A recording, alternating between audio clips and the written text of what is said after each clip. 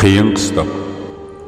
Kommunizmning haqiqiy atti bashrasini ichib beradigan Urumchidagi 21 yillik turma hayoti. Bu asarda kommunizm iskanjisining qurboniga aylangan Uyg'ur yoshining, shundaqla uning musulmon oilasining kechirmishlari aynan so'zlangan. Kommunizm niqobi ostida millat yoshlarining yangi ma'naviyat va madaniyat davosi bilan dinsizlik g'oyalarining singdirilishi, xalqning o'zligidan milliy va diniy e'tiqodidan ayirish jarayonlarini yorqin holatda ifodalab yozilgan bu kitob o'qirmanlarning yoqtirishiga erishishi tabiiy. Asarda bir oila a'zolari beshidan o'tkazgan tuhmat va qiyin qistaqlar misolida Xitoy kommunistlarining Uyg'ur millatiga elib borgan azob uqubatlari, dard alamlari tafsili bayon qilingan. Qiyin qistaqlar. Birinchi qism. Urumchi shahriga yaqin bir kentda ota-onam, men va menadan 1 yosh va mendan 10 yosh cho'ng ikki akam Turg'un va Hoshim, ondan boshqa mendan 3 yosh cho'ng va 7 yosh cho'ng ikki ocham Gulqiz va Nilofar birlikda baxtli hayot kechiradi. Kentimizning havosi sof, atrofi tabiiy, yeşillik bilan to'lgan tinch yezi edi. Yomg'ir yoqqanda havoning furqi va tuproqning furqi o'zgarib ketadi. Hatta hayat bir hayattur degan hikoyani odamning esiga selib turadi. To'paning furqining o'rnini hech narsa bosilmaydi. Kentimizdagi yo'llarning atrofida mevalik daraxtlar va gullar tabiatga husn qo'shib turadi. Usta rassom tarafidan chizilgan rasmni eslatib turadi. Tuyg'ularimda kentimizni sayohat qilib qalbimning orom elayotganligini his qilaman. Buningdan qanday orom olmaslik mumkin? Bahar kelib gullar echilganda kentimiz o'zgarib ketadi. Yo'lning ikki tarafida anjur kabi tizilgan uylarning oldidagi mevalik daraxtlar har xil rangli chechaklar bilan butun mahallaning shaklini o'zgartirib ketadi. Qizil rangda echilgan gullarni ko'rganimizda gul chechakka to'lgan bog'chalarda yashayotgandek his qilardik. Kentimizda bir-birimizni yaxshi ko'radigan 8 qarindosh bor edi. Bir kuni kelib qarindoshlarimdan menga miros bo'lib qoladigan birdan-bir narsa mana shu rasm ekanligini xiyolimga keltirmagan ekanman. Turg'un bilan men bu yil maktabda o'qishimiz kerak. Biz qattiq hayajon bilan tayyorlik qilyotdik. Shu kunlar bak go'zal edi. Bu mening tunji qitim shaharga berishim edi. Akam bilan yaxshi chiqishib o'tdik.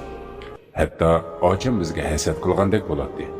Men muacamni toza ochiqlatib, Turg'un mening qarindishim. Ham akam, siz qizlar bilan qo'nchoq o'ynayotganingizda men uning bilan birga o'ynaydik deydim. Bir qatim men shundoq deganda Turg'un gapimni quvvatlab, "Ha, men uning aksi. Onunğa akrak qilishimga sening hasdin kelmasin malakam" dedi. Bir-birimizni bakli yaxshi ko'rardik. Go'yoki birimiz bo'lmasak birimiz yashay olmaydigandek. Dadam bizning inoqligimizdan zavq oladi. Go'yo ta'sirli filmdek bizni tomosha qiladi. Bizga ichidagi hamma gaplarni aytadi. Bugun bu iymoningiz tufayli sizlar jon do'st bo'lgan bo'lsanglar, agar iymoningizdan ayrilsangiz qarindosh ekanligingizni unutib ketasiz. Hatta qarindosh bo'lganligingizdan xijil bo'lib ketasizlar. Dadamning mushu gaplarini bak o'ylaydim. Men akamdan yoki ochamdan xijil bo'lishim mumkinmi? Ular mening jonlarim va bolalikdagi do'stlarim. Lekin dadam bu tuyg'uni bilmaydi. Ertasi kuni o'qishga mang'atdi. Mehribon onam yig'laydi va bizni suyatdi. Xuddi onam biz o'limga mang'andek ichinib yig'layotdi. Ananing yurki bolasi bilmaganini biladi. Bizning maktabga mang'adiganlik xabarimizni anglagan cho'ng ocham Nilofar bir bahonalarni tepib bizning uyga keldi. "Erta mang'adiganliklar rasmi?" deb so'radi. Men "Ha" degan edim. Uning ko'ngli bakma yerim bo'ldi. Lekin ko'nglining yerim bo'lganligini menga bildirmaslikka tirishadi. Chunki ikkimizning yoshi kichik edi. Bizning ko'nglimiz yerim edi. Cho'ng akam Hoshim uylanib ayrim bo'lib, uy ayirib chiqib ketgan edi. Uni bakma yaxshi ko'rib ketmaydim. Menga yodlarda bilinadi. Chunki odatdagi xatolik o'tkazsakmi bizni uradi yoki dadamga chaqadi. Biz bilan yaxshi muomala bo'lmaydi. Ba'zida o'shlik qilib hayotimda men yoqtirmaydigan birdan bir odam mushu deydi. Ammo kichik edimda Kentimizde manga yoqadigan uy o'zimizning uyi edi. Kentimizning uylar ichida qasrlarda ko'rinadi. Yog'och eshiklarimiz mehr bilan ichilib, mehr bilan yopiladi. Xuddi bizga qarab tabassum qilganga o'xshab. Yog'ochdan edi, bak ko'na edi, ammo men uchun yangi edi. Kalalarimiz, qo'ylarimiz bor edi.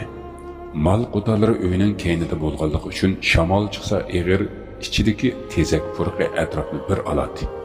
Ajoyib kunlar edi. Bir kunlarda shu eg'ilning purqinimi sig'inishimni kim o'ylaydi deysiz? Cho'nglar mamlakat boshqarish haqida gaplashadi. Men bilmaydim. Kichik bola deb bizga undaq gaplarni demaydi. Cho'ng bo'lganimizda bo'lsa, tushuntirishning hojati yo'q deyshadi. Lekin boshqalar bolalarga ham cho'nglarga o'zlari to'g'ri deb bilgan e'tiqodlari va uslublari haqida erinmay so'zlab beradi. Oxirgi kechimiz edi.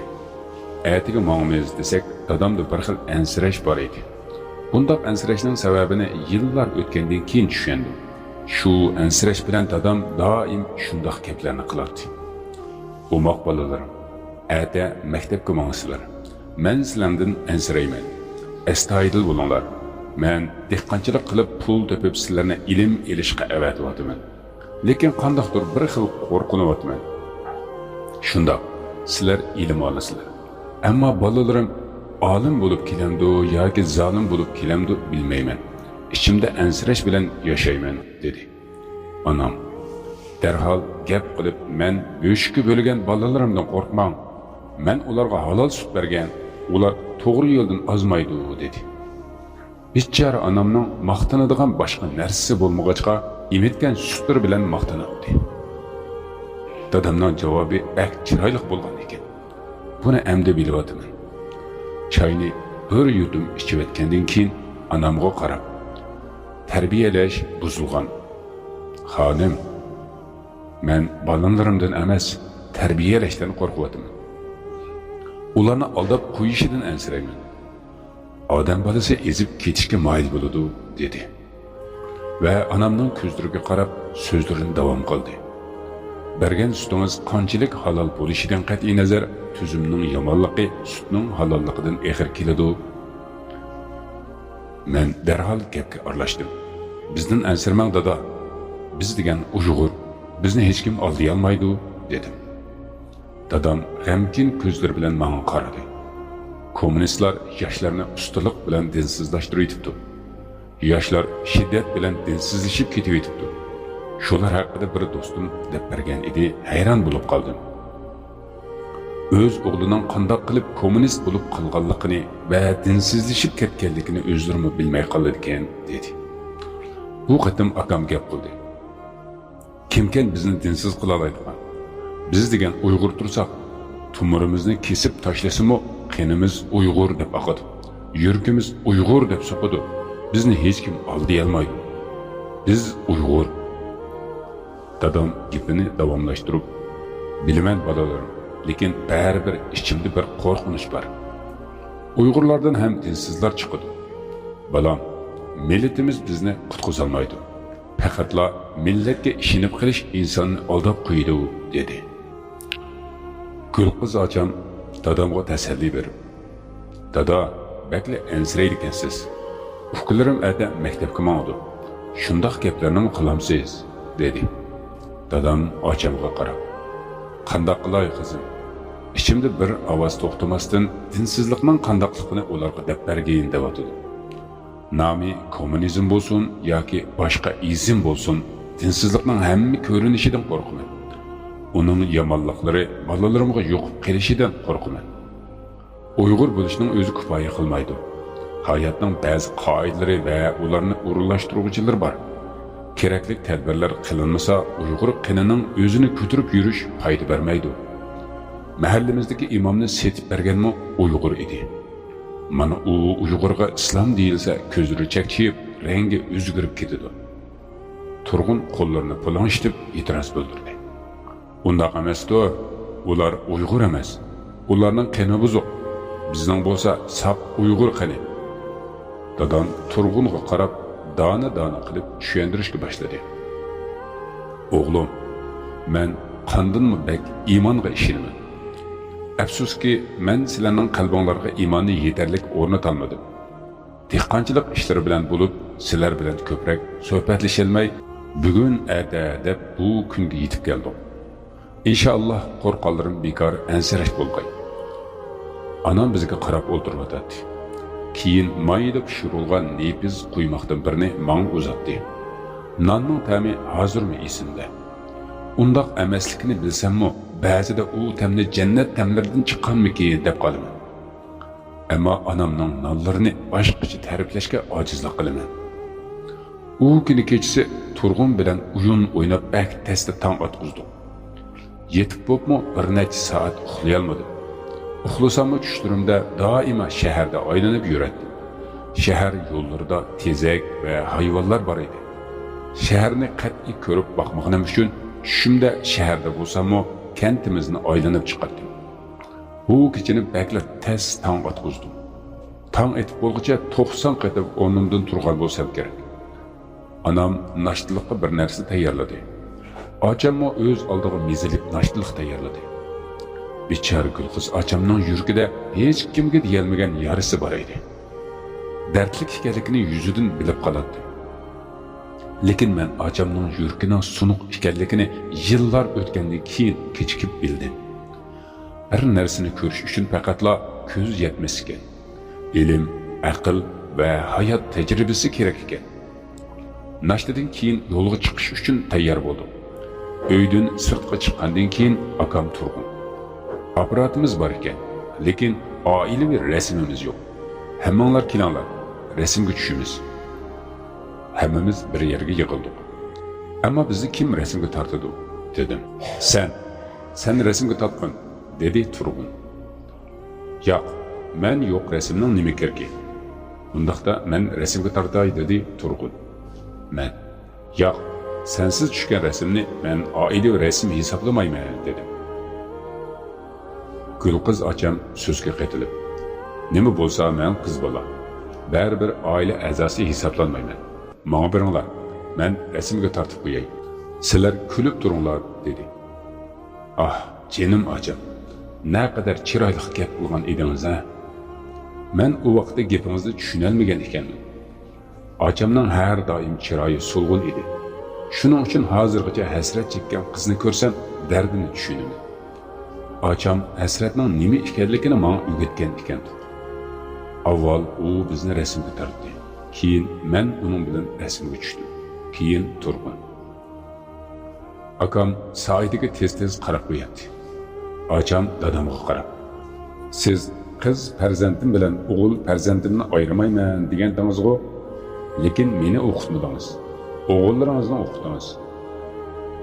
Dadam yerga qaragan holda, "Men emas bu ayrilishni dinni tuzum qilyotidi. Malikam qizim, shu tuzum men kabi otalarning beshini egdirib, erkaklar bilan bir safda o'qitmaslikni targ'ib qiladi. Shuni bilib turib, amal qilmasam qandoq bo'ladi?